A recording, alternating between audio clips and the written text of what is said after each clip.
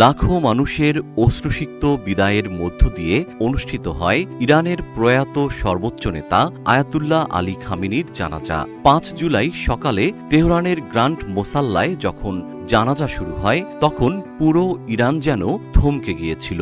১৯৮৯ সাল থেকে দেশের হাল ধরা এই নেতার চিরবিদায়ের দিনে শোকের ছায়ায় ঢেকে গেছে গোটা জাতি। যুক্তরাষ্ট্র ও ইসরায়েলের আকস্মিক হামলায় পরিবারের ৪ সদস্যসহ এই মহান নেতার শাহাদাত বরণের পর ৫ জুলাই হল ৭ দিনব্যাপী রাষ্ট্রীয় শোকের দ্বিতীয় দিন। এদিন খামেনির জানাজায় ইমামতি করেন প্রবীণ ধর্মীয় ব্যক্তিত্ব Ayatollah Jafar Sobhani, president Masoud Pezeshkian, speaker Mohammad Bagher Ghalibaf এবং খামেনির ৩ ছেলে মাসুদ, মাইসাম ও মোস্তফা সহ জানাজায় সামিল হয়েছিলেন লাখো জনতা। তবে হামলায় গুরুতর আহত ও নিরাপত্তাজনিত কারণে উপস্থিত থাকতে পারেননি নতুন সর্বোচ্চ নেতা Mojtaba Ali Khamenei.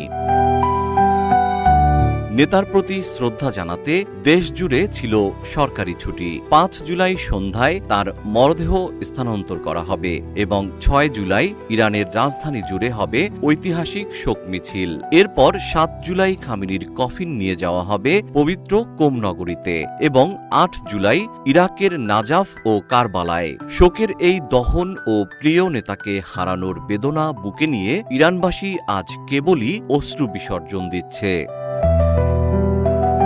GM Shihab, রূপালী বাংলাদেশ।